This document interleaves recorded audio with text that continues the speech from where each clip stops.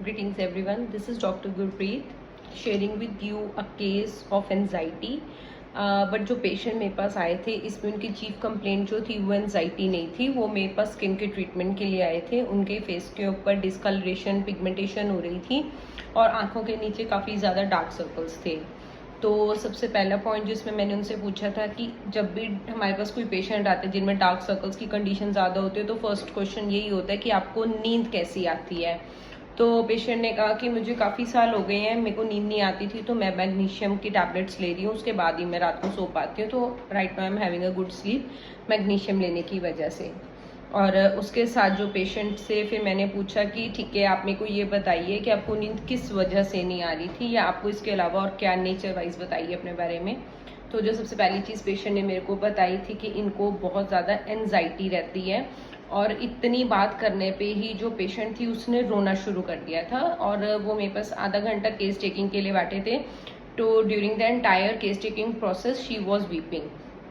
तो मैंने उनसे पूछा कि क्या बात है, आपको क्यों रोना आ रहा है। तो शी सेड कि मैम मेरे को मेन प्रॉब्लम ये है, एनजाइटी इसलिए होती है, my husband is quite obese, तो मुझे उनको लेके बहुत ज़्यादा कॉम्प्लेक्स रहता है। तो अगर मैं उनके साथ कहीं भी जाती हूँ, हमारी जैसे जो कॉमन फ्रेंड्स वगैरह हैं या कपल किटीज़ में जाती हूँ, तो इनके फ्रेंड्स जो होते हैं वो इनका मजाक उड़ाते हैं, इनको छेड़ते हैं, तो वो चीज़ मुझे अच्छी नहीं लगती है। तो मुझे बहुत एम्बैरेसमेंट उस सिचुएशन में फ़ील हो रही होती है। और उसके साथ जो पेशेंट ने मुझे बताया था, तो मैंने कहा कि ठीक है, इससे कहते वो अपनी हेल्थ का भी कोई ध्यान नहीं रखते हैं। मैंने बहुत बार बोला है कि आपका वेट काफ़ी ज़्यादा गेन हो रहा है, आपको हेल्थ इश्यूज़ आ रहे हैं, you should take care of yourself, but उन्हें कोई फ़र्क नहीं पड़ता। तो दिस वॉज द चीफ जो पेशेंट का था प्रॉब्लम पीछे थी, इसमें रूट कॉज था जो। और फिजिकल इंटीमेसी को लेके शी सेड कि we have not got physical from last 8 to 9 months। तो ये भी बहुत बड़ा फैक्टर हो जाता है एनजाइटी का। और उसके साथ जो पेशेंट को हाइपरटेंशन की कंडीशन रह रही थी, उनका बीपी जो था वो काफ़ी हाई रह रहा था, और माइग्रेन के अटैक्स जो थे वो उनको काफ़ी फ्रीक्वेंटली आ रहे थे। तो ये सारी पेशेंट की कंप्लेंट्स थी। तो और पेशेंट ने मुझे बताया था कि इनके जो हस्बैंड है ही इज़ वेरी सस्पिशियस, इन पे बहुत ज़्यादा शक करते हैं। If she is going to the gym तो वहाँ पे भी उनको फॉलो कर लेते हैं। If she is going for the dance classes तो वहाँ पे भी आ जाएंगे चेक करने के लिए to whom she is talking, या कोई वहाँ पे मेल मेंबर्स तो नहीं है। तो इस तरह की सस्पिशियस नेचर भी बहुत ज़्यादा है हस्बैंड की। फिर वो कहते हैं मुझे बहुत ज़्यादा अकेलापन फील होता है।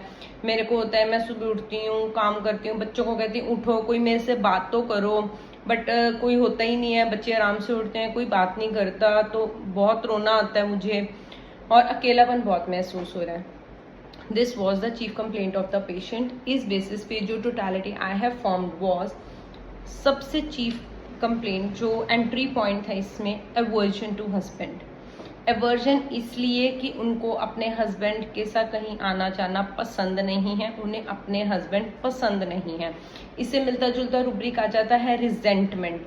रिजेंटमेंट की फीलिंग हम तब लेते हैं अगर पेशेंट कहते हैं कि मैम मेरा अपने पति की ना शक्ल देखने का भी मन नहीं करता, इतनी नफरत की एक फीलिंग होती है कि ये बंदा ही नहीं मुझे पसंद है, बस मैं इसको देख ही नहीं सकती, बर्दाश्त ही नहीं कर सकती। That is a higher degree of hatred, और मतलब नफरत टू वर्ड्स समवन। तो इसमें बट एवर्जन था, उन्हें वो पसंद नहीं आ रहा था। क्यों? क्योंकि उसके फिजिकली जो पर्सन था वो ओबीस था। तो first was aversion to husband. Second was elements from embarrassment. Embarrassment क्योंकि जब वो अपने हस्बैंड के साथ कहीं भी बाहर जाते हैं तो उनको उनके साथ जाने में बहुत ज़्यादा शर्म महसूस हो रही थी। नेक्स्ट वॉज, इसके अंदर जो लिया था माइंड में, weeping, telling sickness when telling of her. इसको हम ऐसे पढ़ेंगे, weeping when telling of her sickness well. तो जब वो अपनी बात कर रही थी, अपनी बीमारी के बारे में, प्रॉब्लम के बारे में मुझे बता रही थी, तो शी वॉज कॉन्स्टेंटली वीपिंग। तो ये लिया था मैंने। फिर इसमें मैंने लिया था फोरसेकन फीलिंग। फोरसेकन फीलिंग में क्या हो जाता है कि मुझे बहुत अकेलापन महसूस होता है, कोई बात करने वाला नहीं होता, तो उसमें फोरसेकन फीलिंग ली थी मैंने। उसके बाद आ जाते हैं कि हाइपरटेंशन जो थी वो मैंने जनरलिटीज़ में लिया था, हाइपरटेंशन। उसके बाद इसमें मैंने जो माइग्रेन की प्रॉब्लम थी उसमें मैंने लिया था हेड में जो थी पेन पल्सेटिंग। और नेक्स्ट इसमें लिया था फीमेल जेनिटेलिया उसमें सेक्सुअल डिज़ायर वांटिंग, हमें मतलब ऐसा कोई रूब्रिक नहीं मिलता है डिमली सेक्सुअल डिज़ायर का, तो उसमें हमें जो मिलता है सेक्सुअल डिज़ायर वांटिंग। तो on basis of this totality the medicine that I have prescribe to this patient was sepia. पहले मैंने इनको वीपिंग देखकर 4 सेकेंड फीलिंग देखकर मैंने सबसे पहले इनको पल्सटीला दी थी, but it didn't work. Patient का 2 दिन के बाद मुझे कॉल आया कि डॉक्टर मेरे को ना ऐसे लग रहा है मेरा बीपी अभी भी हाई है और मुझे माइग्रेन बहुत स्वेयर हो रहा है। तो मैं कहा ठीक है, मेरे को 2 घंटे के बाद आके मिलो। Till then I have repertorize her case again. और फिर मुझे कहीं ना कहीं याद आ रहा था कि जब आप में एवर्जन टू हस्बैंड होती है तो उसमें सीपिया बहुत अच्छा वर्क करती है। मैंने पहले भी कई केसेस में सीपिया यूज़ करी है जिनमें एवर्जन टू हस्बैंड होती है। तो इस टोटलिटी पे फिर जब मैंने उनको सीपे 200 की डोज दी तो आई आस्क्ड देम कि आप मुझे इवनिंग में बताइए बीपी मॉनिटर करवा के और अपना माइग्रेन की पेन कैसे। तो by the evening her BP was perfect. वो मेरे पास ही आए थे दोबारा चेक करवाने। It was 120/80। माइग्रेन के पेन ठीक हो चुकी थी।